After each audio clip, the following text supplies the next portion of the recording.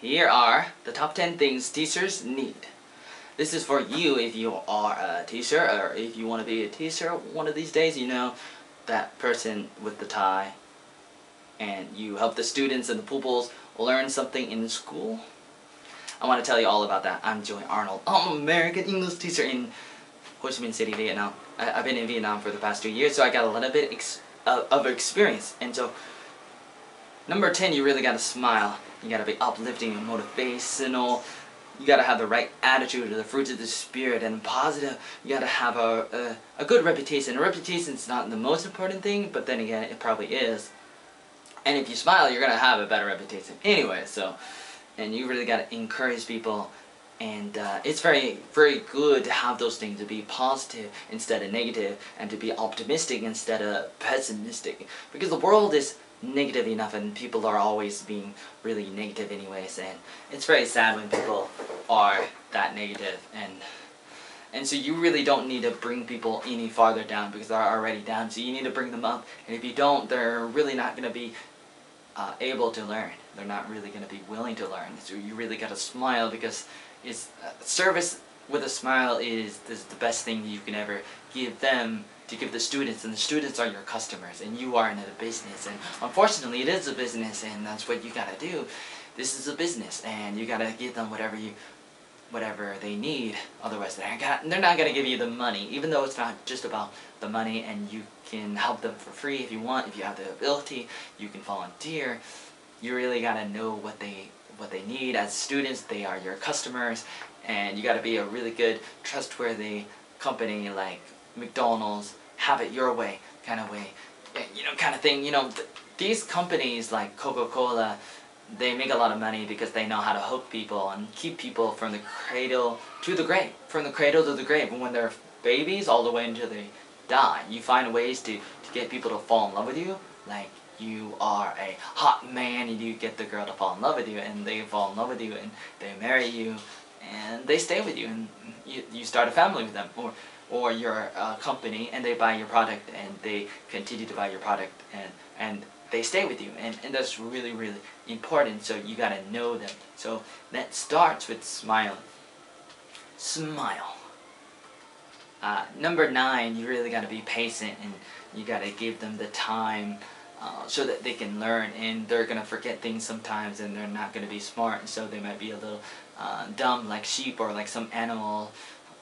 And they make mistakes all the time. We all do, and you really gotta forgive them. And you would want them to forgive you if you make mistakes. And we make mistakes, and teachers are not perfect, and we all make mistakes anyways. We gotta be mature enough to admit those things, and we gotta confront those issues anyways. And so we really gotta be ready for those things, and it's very important. And so we shouldn't really lie and say that we are perfect, because we're not. And so we really got to give them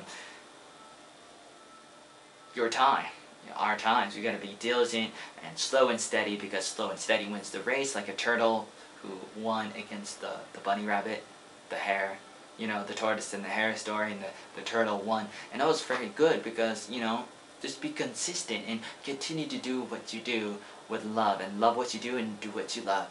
And sometimes we can't, and a lot of times we get stuck in jobs and, you know, the kind of work that we don't want to do. But it's very important to love teaching if you are a teacher. And if you don't, then maybe you shouldn't do it. Maybe you should do something else. And so you really got to have a love for that. And number 8, be flexible, open, teachable, be able, have the availability, and be daring and willing. So you really got to be flexible in how you teach, and where you teach, and when you teach, and when you're wrong. You know, you really got to be ready for that, because sometimes you're going to do things that are wrong, and somebody's going to correct you, and you shouldn't be like, no, I'm the teacher and I'm always right, because the teachers are not always right.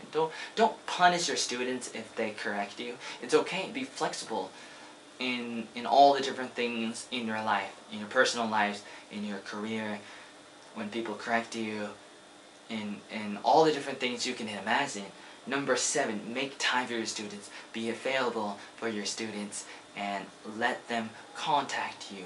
Give them your contact information, your email, phone number, your address of where you live, where you work. When you're available, your work time, your office hours. You know, tell them when they can call you, when they can come see you, when they can have a meeting, if they need help, if they need tutoring, if they need to ask you questions. Let them know how they can do that. They can contact you or your TA, teaching assistant, or people that work in the office or something if you work at a school or a center. And really stick to what you say. Be a man of your word. If you say that they can call, answer the phone when they call, and just if there's any problems, let them know. If you change your mind about things, just be honest enough to tell them when things are different, and don't be scared to be open like that. And if you're open, then they are more willing to be open like that. And so be available on Facebook and all the other different media places, social media places, including Twitter and maybe even YouTube. And number 5, give them options, power, choices, different things where they can choose what to do and how to do it. Don't just force them to do everything your way, even if your way is the best way. And even though you want to say your way or the highway, you really got to give them the choices, because it's better that way, because then they feel better and they feel like they're more in control, and then they can learn more. Education is better when it's more entertaining, and they feel better when they are interacting with the teacher, because it becomes more tangible, it becomes more real for them when they're in control. And when they feel better, then they're going to learn better and faster in their way. And everybody learns differently. It's kind of like an interactive storybook. And I used to read these books when I was younger. There was one for the science fiction, sci-fi story, Star Trek. It's about the future. They're in outer space, in the airplanes or in the spaceships, and they're flying around. But you read the book, and then it says, if you want to do this, turn to page 2, or if you want to do that, turn to page 4. And so you have different options, and you feel like you are in control. It's like a game, some kind of video game or a board game or something like that, and it becomes a whole lot better when it's like that. And you gotta really see things from the point of view of your students, so that you can help them better, and that's very important. Otherwise, you just see things from your point of view, but you may not understand where they're coming from, and if you don't know where they are, then you can't help them go to where they need to go. You need to help them along in their journey. First, you got to know who you are and where you were and where you're going, and then you help them with the same process, the same journey of where they were, who they are, where they are, and where they need to go, kind of thing. I'm using some kind of metaphor, and hopefully you understand this kind of illustration about where they were, not just like physically speaking, but like mentally and spiritually and emotionally speaking, psychologically speaking. It's important to help people recover and to evolve and to get better through the different things in their lives, because sometimes people have to overcome horrible things like poverty, divorce in the family, just horrible things financially, physically, emotionally, all these different things, disasters, natural disasters like tornadoes. In Japan, there was a tsunami, all these horrible things that happen. We gotta really understand that sometimes the students are not making excuses if they have problems with learning. It could be a problem mentally, they could have some kind of birth defect, or emotionally they could be sad about something horrible that happened. It's not just the same thing over and over again, like the same excuses that the students make. So you really got to be open enough to really listen to them if they're having troubles, and don't just laugh at them if they say something like, my dog ate my homework or something like that. A lot of times they make excuses, especially in America or in some countries. But sometimes they're desperate and they need help and they're paying money, and sometimes they're paying money and they don't really have the money to do it, or they have limited funds, amounts of money, and they don't really want to give the money, and so you really have to find ways to get them to trust you, so that they are willing to help you help them. and that's very important, but they're not always as practical as you would like them to be. And that really depends on where you are. And there's different kinds of teaching depending on the kind of country you are in. If you're teaching English in a English-speaking country, it could be a little different or a little harder, but it really depends. Like I grew up in America. I was born in 1985, and I learned English in high school and college, and I continue to learn English even though I'm a native English speaker. I can continue to learn, and that's good for me, and for all of us. We can get better. And then for the other people in third world countries or other countries where English is not the #1 language, for them it's a little harder, but it's a little easier when they start to learn at a younger age. And then when they get older, when they're older than 20 years old, then it becomes harder, because when you get older you get slower, your brain becomes a little slower, and so for them they need more time, and so you need to be more patient with the older learners, and you have to understand the differences with them. So you really got to make time for your students. You got to be available, and you got to get them options, and you really got to teach them at their levels. You really got to smile, and you got to be flexible, and you got to be patient.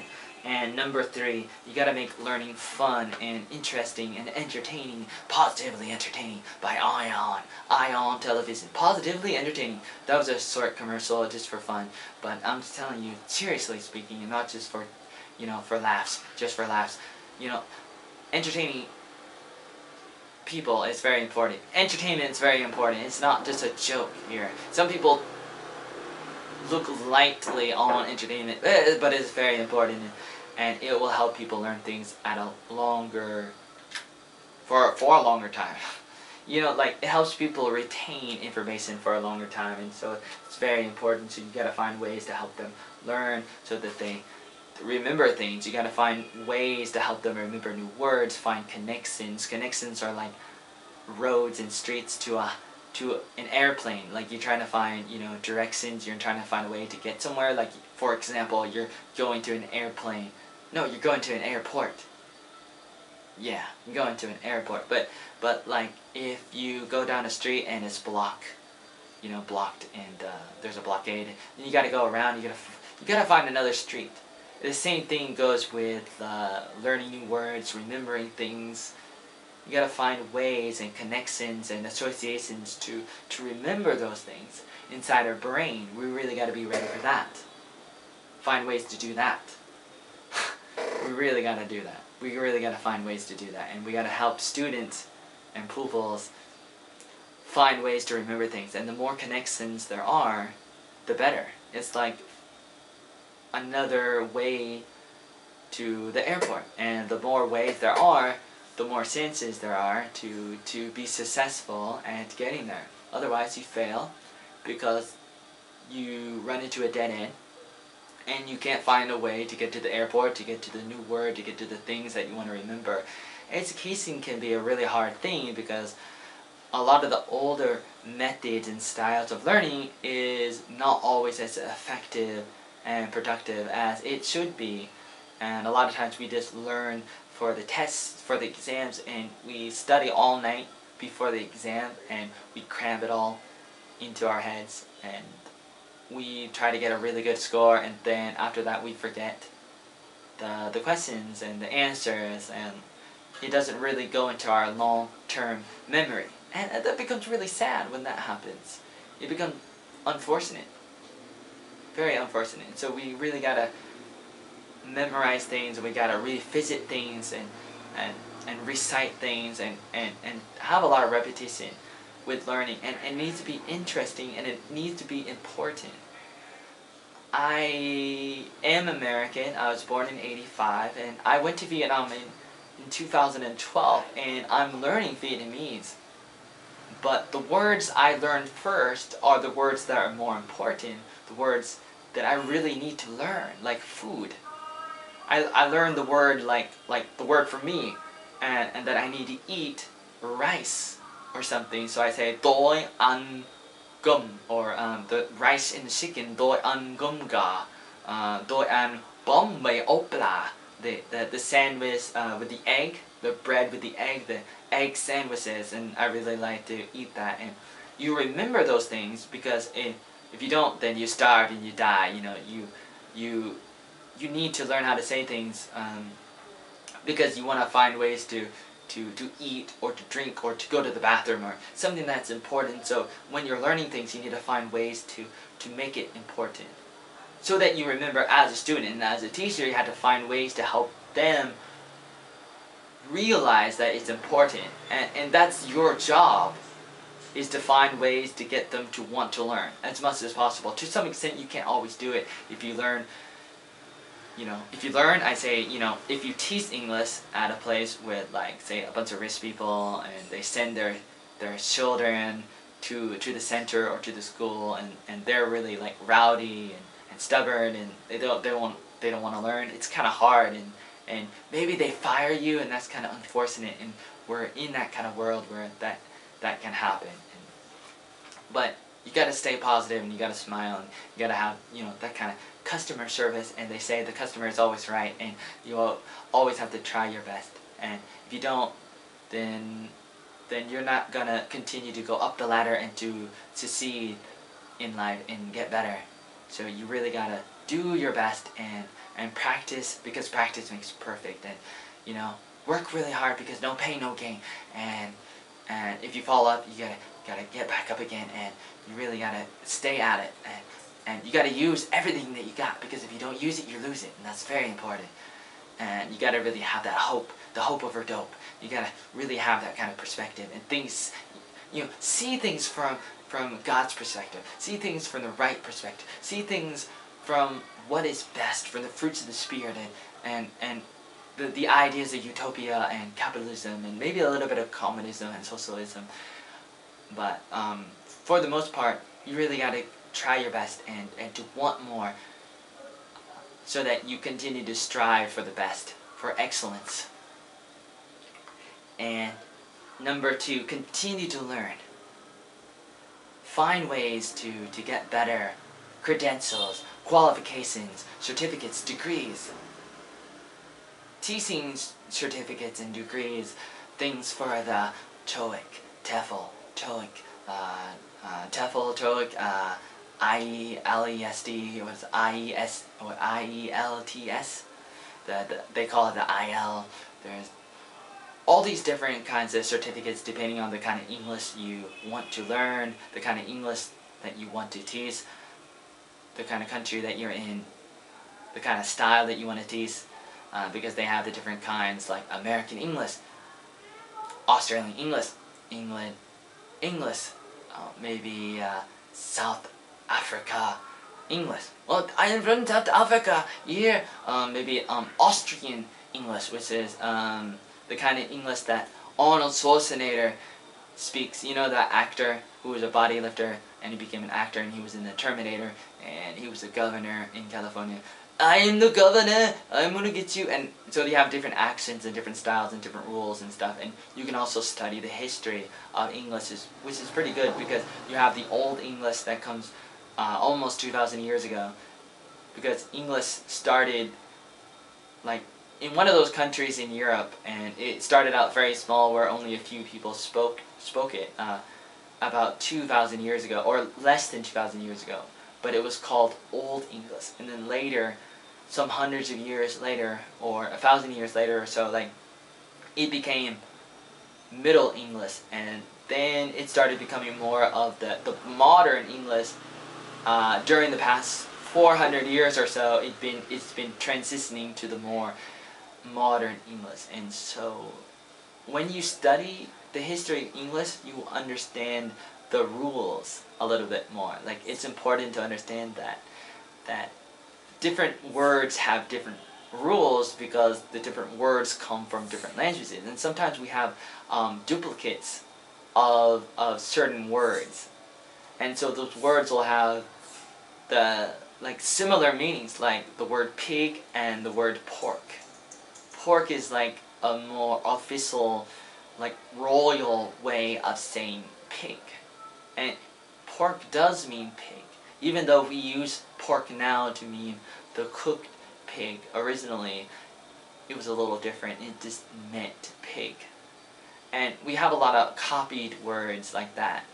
And we also have words that changes when there's more of it. Like if you have one cat, it's just cat, C-A-T, and you have 2 cats and you add an S.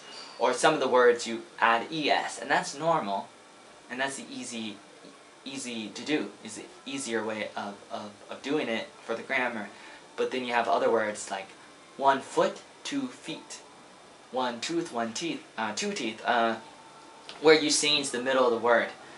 And if somebody asks you why do you do that, it's because it's something to do with the history, and there were different times when other countries invaded other countries, other kingdoms, other villages and stuff like that, and then they would want to talk to those people that they conquered, and they would learn English, but they were learning English at an older age, like they're like in their 20s or older, and they're learning English, but then they learn it really fast and they only learn some of the rules, and so some of the old English rules were lost. And so some of the older grammar rules were lost, but some of it was kept. Some of the more important words, they were able to learn it and were able to keep it, but the other rules and the other words, they lost the rules, and so those things are important. So it's important to try to remember those things and continue to learn, continue to read, just imagine that LeVar Burton comes to your house, if he doesn't see you reading, then he's going to be really upset. You know that black guy that was in the Star Trek Next Generation and in the Reading Rainbow? That guy is incredible, and he motivates people to read and to continue to educate themselves, and he gets the younger people to read. And you have that song at the beginning of that TV show, which is very, very memorable. Butterfly in the sky, gonna go twice as high. Just take a look, it's in a book, a Reading Rainbow. So do your best to have what the people want, so that the schools and the centers and the students will trust you more, so that they will trust you more, otherwise they're not going to trust you as much. It's going to be a little unfortunate, because they're going to turn you down maybe if they feel like you don't have enough credentials or skills or experience. Experience is pretty good, and I got the 2 years of experience as an English teacher in Vietnam, just the past 2 years, and I've learned a lot of things these past 2 years. And then before that, I did 5 years of counseling at different camps. And counseling is similar to teaching, and it involves parenting and teaching.